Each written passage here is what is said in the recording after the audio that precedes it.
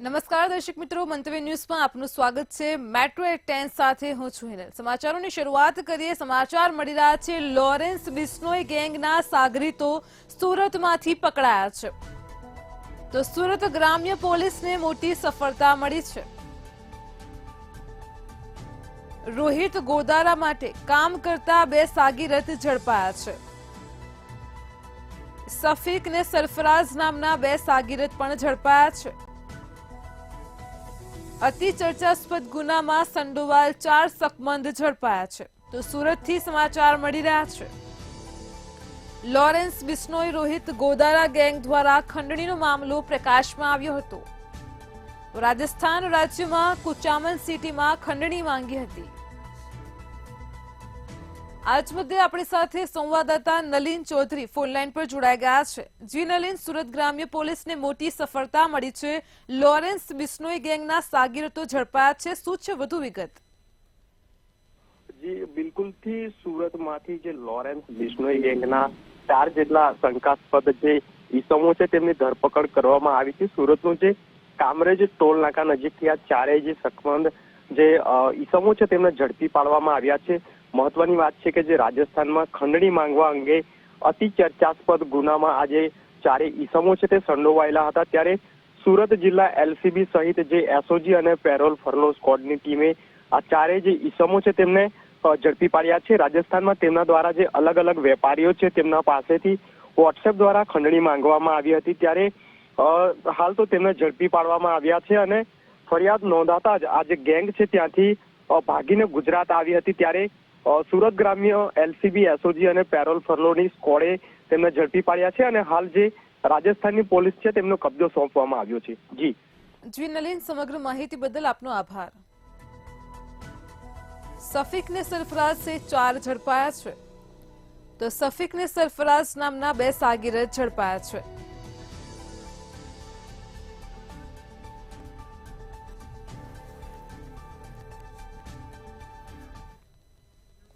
જીઆઈએલના અધિકારી સામે સત્તાના દુરુપયોગનો ગુનો દાખલ થયો છે। સમાચાર મળી રહ્યા છે જીઆઈએલના અધિકારી સામે સત્તાના દુરુપયોગનો ગુનો દાખલ થયો છે।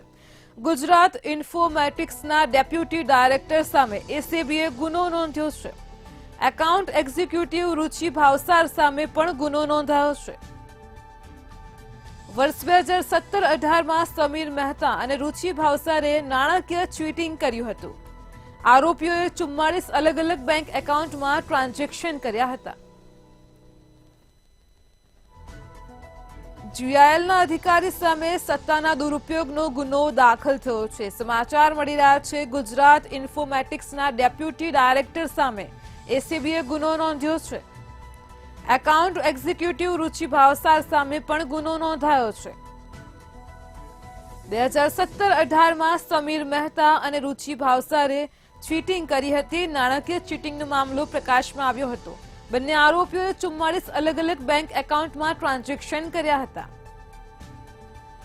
તો સમાચાર મળી રહ્યા છે જીઆઈએલના અધિકારી સામે સત્તાના દુરુપયોગનો ગુનો દાખલ થયો છે। ગુજરાત ઇન્ફોમેટિક્સના ડેપ્યુટી ડાયરેક્ટર સામે એસીબીએ ગુનો નોંધ્યો છે। એકાઉન્ટ એક્ઝિક્યુટિવ રુચિ ભાવસાર સામે પણ એસીબીએ ગુનો નોંધ્યો છે। તો 2017-18માં સમીર મહેતા અને રુચિ ભાવસારે નાણાકીય ચીટિંગ કરી હતી। સમગ્ર મામલો સામે આવી રહ્યો છે। 44 અલગ અલગ બેંક એકાઉન્ટ બનાવીને તેમાં ટ્રાન્ઝેક્શન કર્યા હતા। આજ મુદ્દે આપણી સાથે સંવાદદાતા ઉજ્જવલ વ્યાસ ફોનલાઈન પર જોડાઈ ગયા છે। જી ઉજ્જવલ, સમાચાર મળી રહ્યા છે ગુજરાત ઇન્ફોમેટિક્સના ડેપ્યુટી ડાયરેક્ટર સામે ગુનો નોંધાયો છે। શું છે વધુ વિગત? જી બિલકુલ ઇનલ, જીઆઈએલ એટલે કે ગુજરાત ઇન્ફોટેક લિમિટેડના વર્ષ 2017-18માં આ કૌભાંડ કરવામાં આવ્યું છે। તે વખતના ડેપ્યુટી ડાયરેક્ટર અને સિનિયર એકાઉન્ટન્ટ એક્ઝિક્યુટિવ બંને મળીને ખોટા બિલો પાસ કર્યા હતા, નાણાકીય ઉચાપત કરી હતી, જેની તપાસ ચાલુ હતી। જોકે આજે એન્ટી કરપ્શન બ્યુરો તરફથી જીઆઈએલના જે ડેપ્યુટી ડાયરેક્ટર હતા તેમની સામે એક ગુનો નોંધવામાં આવ્યો છે। આ ઉપરાંત આ જે ભ્રષ્ટાચાર કર્યો હતો તેના એકાઉન્ટન્ટ કે જે રૂચા ભાવસાર કરીને છે તેમની સામે પણ એસીબીએ ગુનો દાખલ કર્યો છે।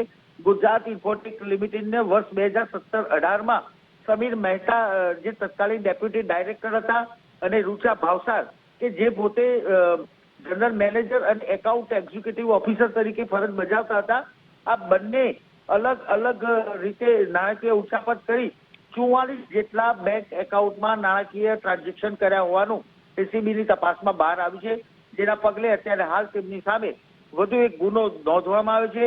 રૂચા ભાવસાર જે હતા તે એક્ઝિક્યુટિવ એકાઉન્ટન્ટ હતા અને સત્તાનો દુરુપયોગ કરીને સરકારને ચૂનો લગાડ્યો હોવાથી એસીબીએ વધુ તપાસ હાથ ધરી છે, જેના પગલે હવે આગામી સમયમાં પણ વધુ કેસ એમના વિરુદ્ધમાં થાય તેવી પ્રબળ શક્યતાઓ દેખાઈ રહી છે. જી ઉજ્જવલ, સમગ્ર માહિતી બદલ આપનો આભાર. ગુજરાત ઇન્ફોમેટિક્સના ડેપ્યુટી ડાયરેક્ટર સામે એસીબીએ ગુનો નોંધ્યો છે. સમગ્ર ભ્રષ્ટાચારને લઈને વધુ તપાસ હાથ ધરી છે.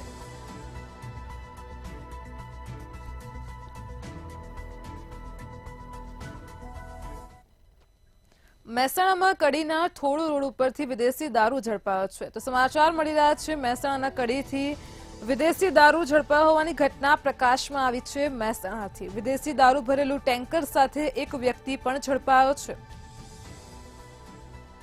આરોપી રાજસ્થાનનો હનુમાનરામ તગારામ અલછારામ દુડી હતો. ખાનગી કંપનીના પાર્કિંગમાંથી દારૂ ભરેલું આ ટેન્કર ઝડપાયો છે. તો મહેસાણાથી સમાચાર છે. અંદાજિત 1200 પેટી સહિત 89 લાખનો મુદ્દામાલ જપ્ત કરાયો છે.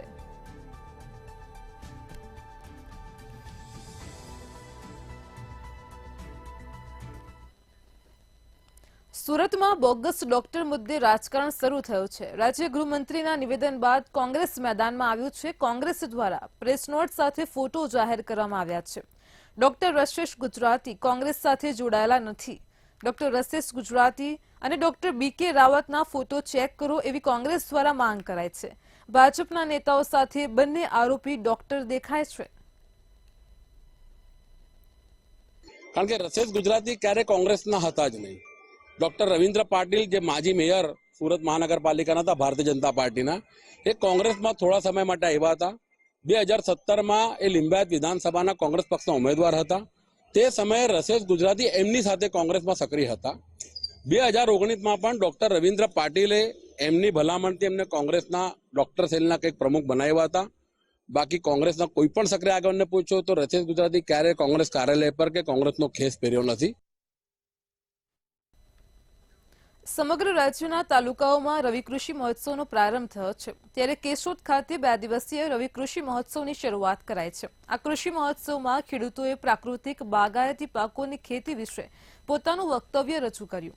તેમજ કૃષિ મહોત્સવ સ્થળે ખેડૂતોને વિવિધ યોજના અને ખેતી વિષયક માહિતી મળે તે માટે સ્ટોલ પણ ઊભા કરાયા છે.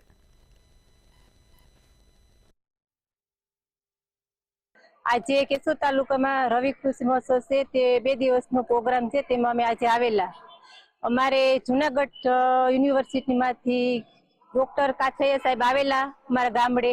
તેમને સીતાફળના ને બોર વિશે તાલીમ આપેલી. સીતાફળના માવાની અમે તેમાં એનો માવો કાઢી અને તેનો ફ્રીજમાં રાખીને એનો ઉપયોગ કર્યો અને તેને વેચાણ કર્યું. અને તેના બી અમે સાચવીને રાખ્યા અને એના બીનો અમે આત્મા પ્રોજેક્ટ અંતર્ગત અને સરકારશ્રીના જે કૃષિ મહોત્સવ 2024માં અંતર્ગત હું અત્યારે અહીંયા કેશોદ તાલુકા મથકે જે કૃષિ મહોત્સવ છે એમાં હાજરી આપી છે. હું છેલ્લા 20 વર્ષથી સજીવ ખેતી કરું છું.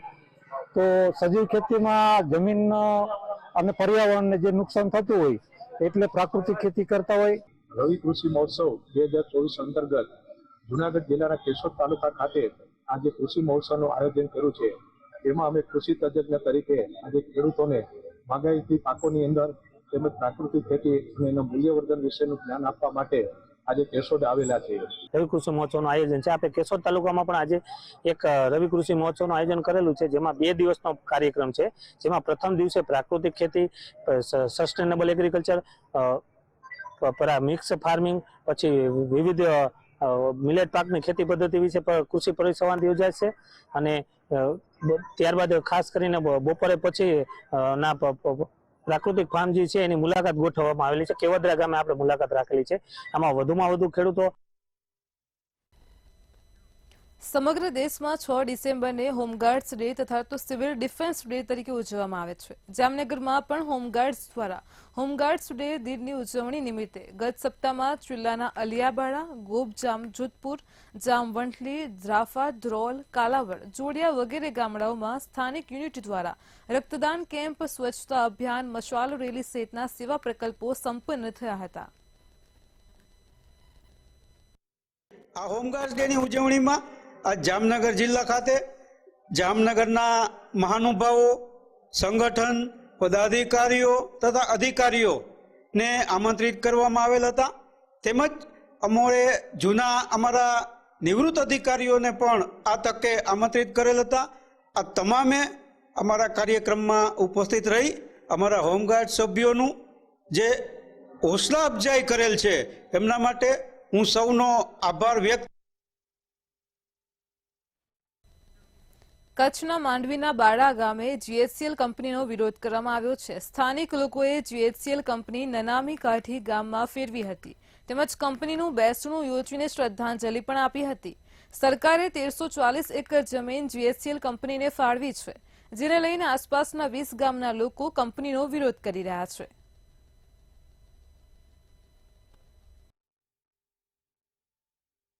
પણ વિનાશ નોતરવા માટે આવી રહી છે.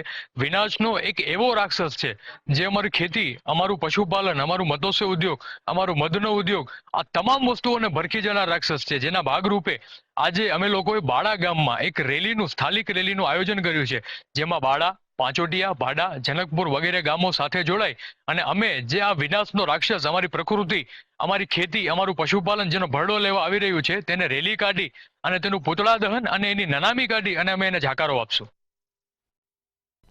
રાજકોટના ઉપલેટામાં પાટણવાવ રોડ પર મૃત પશુ નાખી જવામાં આવતું હોવાની બાબતે સ્થાનિકોએ આવેદનપત્ર આપ્યું હતું. વોર્ડ નંબર 9ના સ્થાનિકોએ ઉપલેટા નગરપાલિકાના ચીફ ઓફિસરને આવેદન આપ્યું છે. રહેણાંક વિસ્તારની નજીક મૃત પશુઓ નાખી જવામાં આવતા આસપાસના લોકો મૃત પશુની દુર્ગંધથી અત્યંત ત્રસ્ત થયા છે. નગરપાલિકા દ્વારા મૃત પશુના નિકાલ માટે કોઈ વૈકલ્પિક વ્યવસ્થા કરાય તેવી પણ માંગ કરી છે.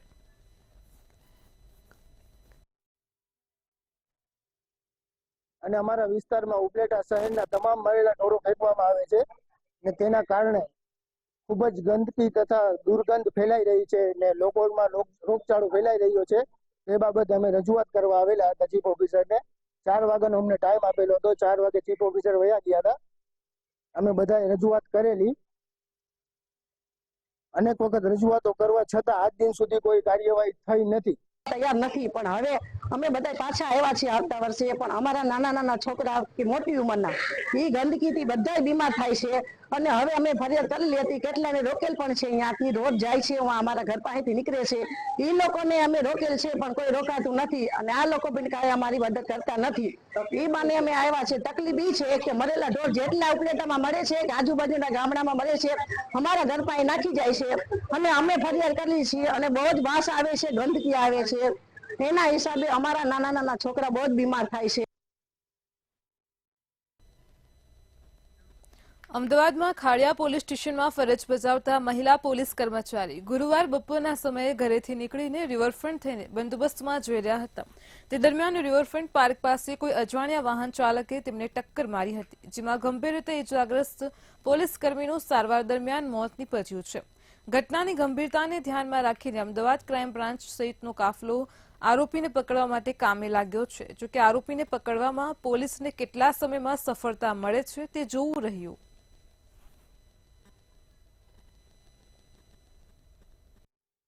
તે વખતે ઈસ્ટ પોલીસ સ્ટેશન રિવરફ્રન્ટની બાજુમાં એક અજાણ્યા વાહન ચાલકે અકસ્માત કરીને ભાગી ગયેલ છે. હાલ અમે આજુબાજુના સાહેબોના નિવેદનો લઈએ છીએ, તેમજ 3 જેટલી ટીમો બનાવીને સીસીટીવી ફૂટેજની અમે તપાસ કરી રહ્યા છીએ. વડોદરાથી માતા પિતા માટે લાલબત્તી સમાન કિસ્સો સામે આવ્યો છે. સુભાનપુરા વિસ્તારમાં આવેલ સ્લમ ક્વાર્ટર સુભાનપુરા તળાવમાં 9 વર્ષનું બાળક ડૂબ્યું હતું. તળાવના કિનારા પરથી ચપ્પલ મળી આવતા ઘટના સ્થળ પર ફાયર બ્રિગેડની ટીમે રેસ્ક્યુની કામગીરી હાથ ધરી હતી. ત્યારે તળાવમાં ડૂબતા બાળકનું મોત નીપજ્યું છે. ફાયર બ્રિગેડની ટીમ દ્વારા આ તળાવમાંથી બાળકના મૃતદેહને બહાર કાઢી પોસ્ટમોર્ટમ અર્થે ખસેડાયો છે. પતંગ લૂંટતા સમયે બાળક તળાવમાં ડૂબ્યો હોવાની આશંકા છે.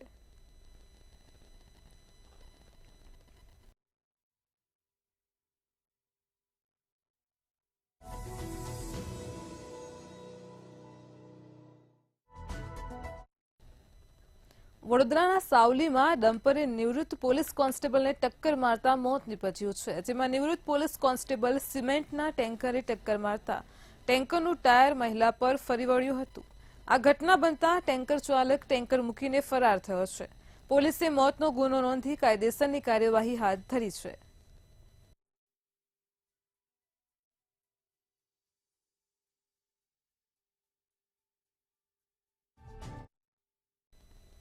રાજ્યના પોલીસ વિભાગમાં ખાલી પડેલી જગ્યાઓ પર ભરતીને લઈને મહત્વના સમાચાર સામે આવ્યા છે. પોલીસ વિભાગમાં ખાલી પડેલી 2000 પ્રમોશનલ જગ્યાઓ પર 1 મહિનામાં જ ભરતી કરાશે. આ અંગે રાજ્ય સરકાર વતી સરકારી વકીલે હાઈકોર્ટમાં માહિતી આપી છે. પોલીસ ભરતી અંગે પાછલા 2 મહિના દરમિયાન સરકાર દ્વારા શું કામગીરી કરવામાં આવી તેની માહિતી પણ કોર્ટ સમક્ષ રજૂ કરાઈ હતી. પોલીસ વિભાગમાં ખાલી પડેલી જગ્યાઓ મામલે સીધી ભરતી માટેની જાહેરાત અંગે પણ જલ્દીથી નિર્ણય લેવાશે.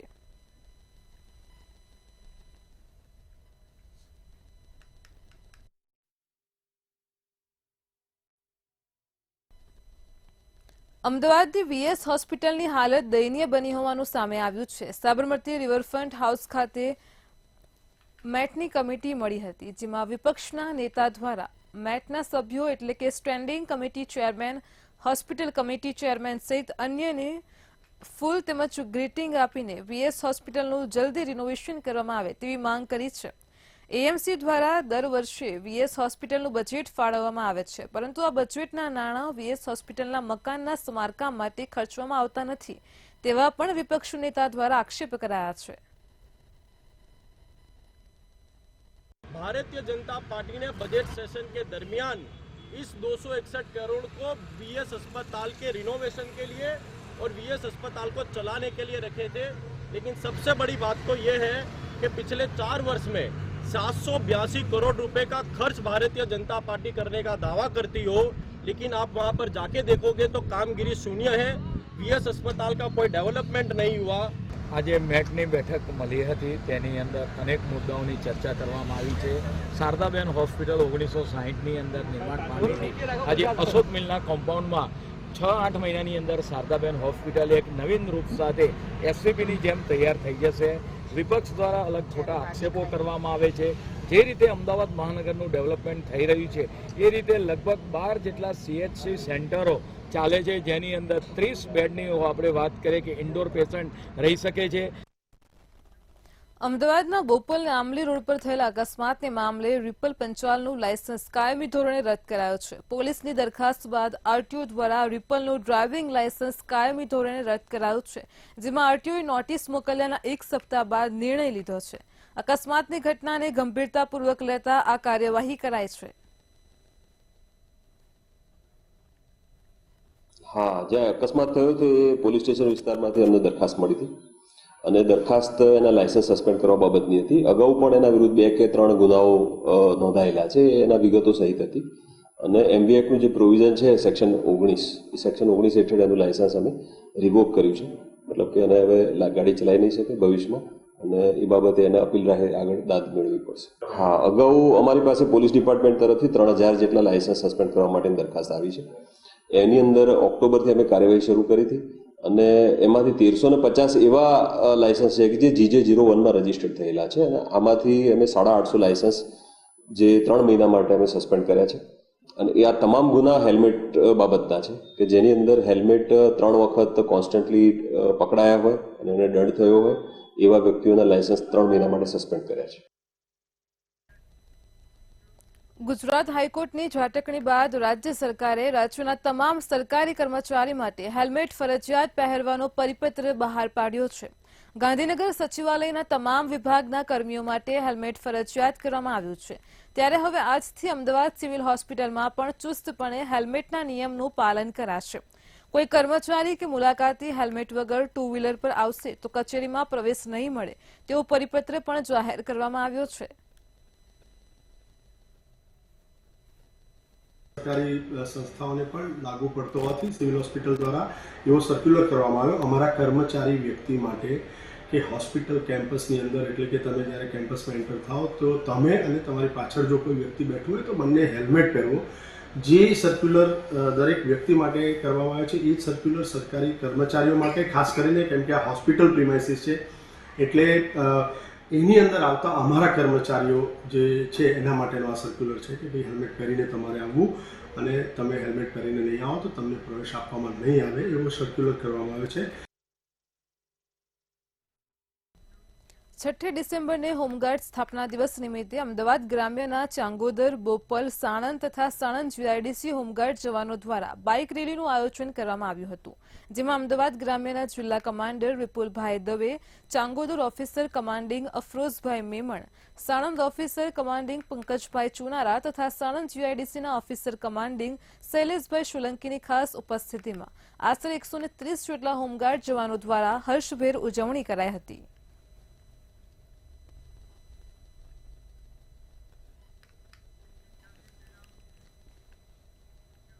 સાબરમતી રિવરફ્રન્ટ ખાતે કન્વેન્શન, કલ્ચરલ અને બિઝનેસ સેન્ટર બનાવવા અંગે મ્યુનિસિપલ કોર્પોરેશનની સ્ટેન્ડિંગ કમિટીની બેઠકમાં તાકીદની દરખાસ્ત મંજૂર કરાઈ છે.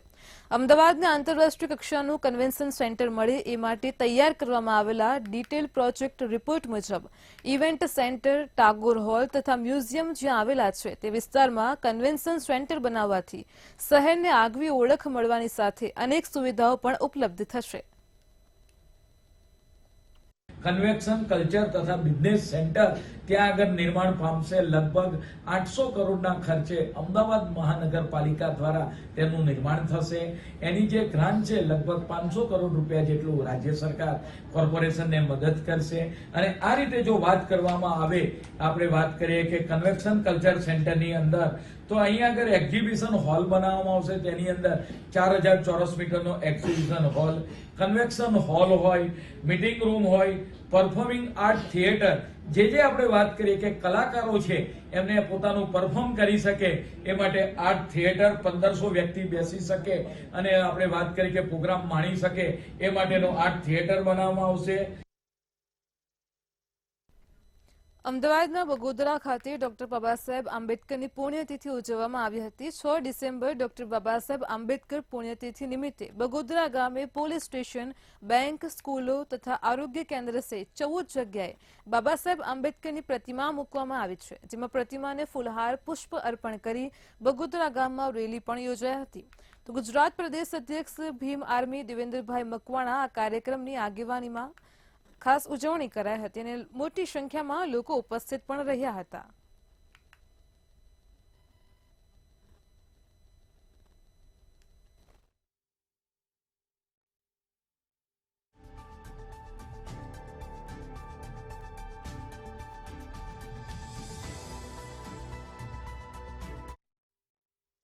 ભીમરાવ આંબેડકરના પણ નિર્માણ દિવસે ભીમ આર્મી બગોદરા ના સામાજિક કાર્યકર એવા રમેશભાઈ, ભીમ આર્મીની એમની પૂરી ટીમે આજે બગોદરાની અંદર જે પણ સરકારી કચેરીઓ હતી, જેટલી પણ સરકારી કચેરીઓ હતી એ કચેરીઓની અંદર બાબા સાહેબની છબી આપી, પુષ્પાંજલિ કરી અને અમને કેન્ડલમાર્ચ કરી.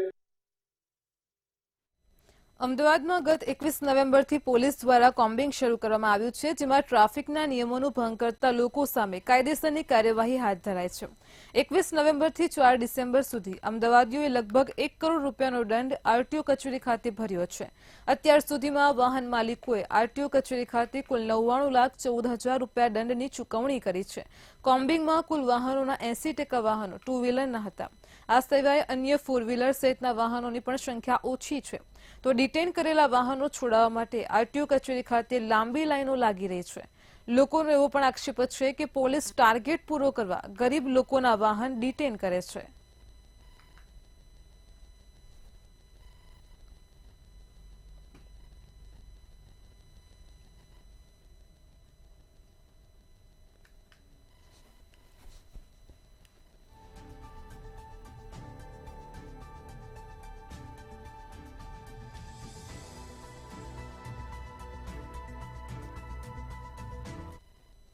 પબ્લિક વધારે આવવાની શરૂ થયેલી હતી મેમો માટે. 21 તારીખથી અમે 4 તારીખ સુધીનો મારી પાસે ડેટા છે, ગઈકાલ સુધીનો 4 તારીખ સુધીનો, ત્યારે એ 2600 વ્યક્તિ આવેલા છે અને એમાં 99,14,000 રૂપિયાના મેમો ભરેલા છે. એટલે એવરેજ દરેક વ્યક્તિ દીઠ જોવા જઈએ તો એવરેજ 4,000 રૂપિયા જેટલો દંડ આવેલો છે.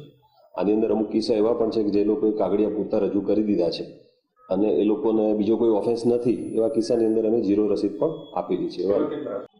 અમદાવાદ શહેરમાં છેલ્લા કેટલાય દિવસથી નાઇટ કોમ્બિંગ ચલાવવામાં આવી રહ્યું છે અને શહેરના દરેક રસ્તાઓ પર પોલીસ ઊભી હોય છે અને તેમાં જે પણ લોકો નીકળે છે તેને દંડ આપવામાં આવે છે અને તે દંડ ભરવા માટે લોકો સવારથી જ જે આરટીઓની કચેરી છે ત્યાં લાઇનમાં લાગી જાય છે, કારણ કે પોતાના વાહનો છે તે ડિટેન કરવામાં આવ્યા હોય છે અને ડિટેન કરેલા વાહનોને છોડાવવા માટે જે લોકો છે તે લાઇનમાં લાગતા હોય છે અને જેનાથી આરટીઓને પણ કરોડો રૂપિયાની જે આવક છે તે થઈ. કેટલાક લોકો છે, આપણે તેમની સાથે વાત કરવાનો પ્રયાસ કરીશું કે લાઇનમાં ક્યારથી લાગ્યા છે, શા માટે આરટીઓ આવ્યા છે. હું અમારું વાહન જે છે એ એક્ટિવા એ છોડવા માટે આવેલો છું. ક્યાંથી એક્ટિવા પકડાયું હતું, ક્યારે પકડાયું? મારું એક્ટિવા લગભગ 5-6 દિવસ પહેલા સરખેજ વિસ્તારમાંથી પકડાયું હતું. મતલબ કેવું છે કે સામાન્ય બાબતોની અંદર ગાડી જે છે અમુક પેપર, માની લો કે ઇન્સ્યોરન્સ છે, અમુક પેપર જે કદાચ જોડે ના હોય અને એની માટે પોલીસ ડાયરેક્ટ ડિટેન કરી લેતા હોય છે. હકીકતમાં તો એવું સમજે છે બધા કે આ જે છે એમાંથી ગુનાઓ ઓછા થઈ જશે, પણ હકીકતમાં સામાન્ય પબ્લિક આમાં હેરાન થાય છે.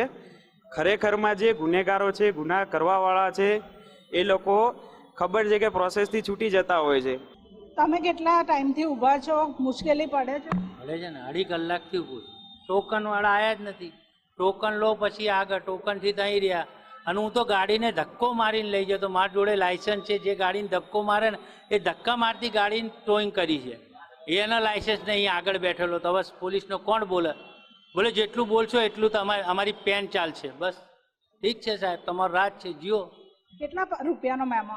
હજી તો કાગળ છે, હવે અહીંથી મળશે પ્રેમપત્ર કે કેટલા તમારો દંડ ભરવાનો, હવે કઈ રીતે લાવવાનું. નોકરીને દાડો પડ્યો, હવે શેઠ કહે છે નોકરીની આ કાઢી મેળવી, કેમ કે મારી પાછળ બીજા તૈયાર છે નોકરી કરતો. આ કઈ રીતે અમારે જીવવાનું? એટલે તમામ જે લોકો છે તે 1-1.5 કલાક કરતાં પણ વધારે સમયથી લાઇનમાં લાગ્યા છે, લાઇનમાં લાગેલા છે, તેમ છતાં પણ હજુ ટોકન નથી મળ્યું. ટોકન લીધા બાદ તેમને મેમો કેટલી રકમનો ભરવાનો છે તે દંડ ખબર પડશે અને ત્યારબાદ તેમની ગાડી જે ડિટેન થયેલી છે તે તેમને પરત મળશે. એટલે લોકો હાલ જે સામાન્ય પબ્લિક છે તે હેરાન થઈ રહી છે અને છેલ્લા 2 થી 3 કલાકથી લાઇનમાં લાગેલી પબ્લિક હાલ જે પોલીસના આ કોમ્બિંગથી પરેશાન થઈ રહી છે. કેમેરા પર્સન બિપિન અમીન સાથે કિંજલ બોરીસા, મંતવ્ય ન્યૂઝ, અમદાવાદ. મેટ્રો 10 માં હાલ આટલું જ. પડે પણની અપડેટ મેળવતા રહો માત્ર મંતવ્ય ન્યૂઝ પર. નમસ્કાર.